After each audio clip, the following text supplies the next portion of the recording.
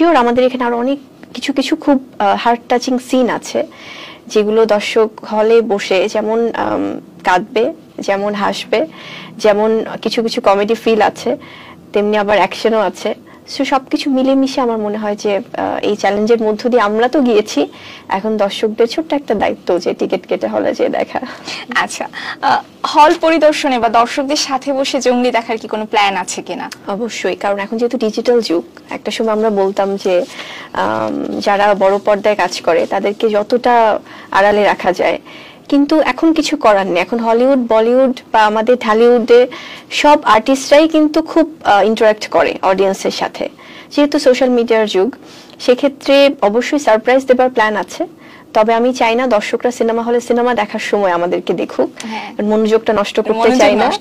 তো হয়তো যে কোনো না কোনো স্পেশাল শোতে আমরা শো এর লাস্টে যে হয়তো সারপ্রাইজ দিতে পারি। ওকে, ঈদে তো আপনার সিনেমার পাশাপাশি আরো বেশ কিছু সিনেমা আসছে, শাকিব খানের, আফরান নিশোর, মোশাররফ করিমের। তো আপনি জঙ্গলি ছাড়া আর কোন সিনেমাটা আগে দেখবেন? টানা সপ্তমবারের মতো বেস্ট টিস্যু পেপার ব্র্যান্ড হিসেবে স্বীকৃতি পেয়েছে বসুন্ধরা টিস্যু। অবশ্যই বরবাদ, এবং প্রত্যেকটা সিনেমাই দেখবো। সব তো আর একসাথে দেখা সম্ভব না। বরবাদ দেখার পরে দেখবো অন্যান্য সিনেমাগুলো, সেটা দাগি আছে, অন্যান্য যে সিনেমা জিন, চক্কর, অন্তরাত্মা।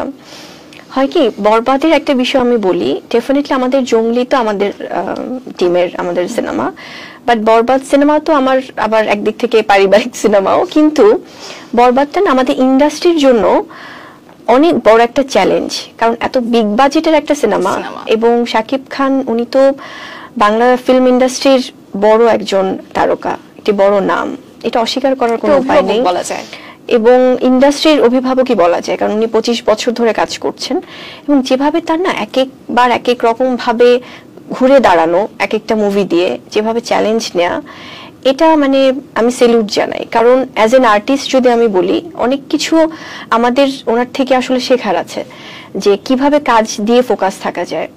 তো ডেফিনেটলি আমি চাই যে বরবাদটা সব মানে মহলের দর্শকদের ভালো লাগুক, যেটা অলরেডি সবাই পছন্দ করছে। আবার দাগি যদি বলি, আফরান নিশু ভাইয়া তো ভীষণ ভালো একজন অভিনেতা। ওনার সিনেমা, উনি মানে আরেকটা ইন্ডাস্ট্রি থেকে এসে আমাদের ইন্ডাস্ট্রি মানে আমাদের ফিল্মে কাজ করছে, খুবই পজিটিভ। তাছাড়াও যেটা জিন আছে বা চক্কর, মোশাররফ ভাইয়ের সিনেমা, দেন হচ্ছে যে অন্তরাত্মা, সেখানেও শাকিব খান আছেন। সো সবাই কিন্তু ঘুরে ফিরে আমরাই ফ্যামিলি, মানে আমাদের এটা একটা তো পরিবার, সিনেমা পরিবার। সো সব সিনেমাই ভালো।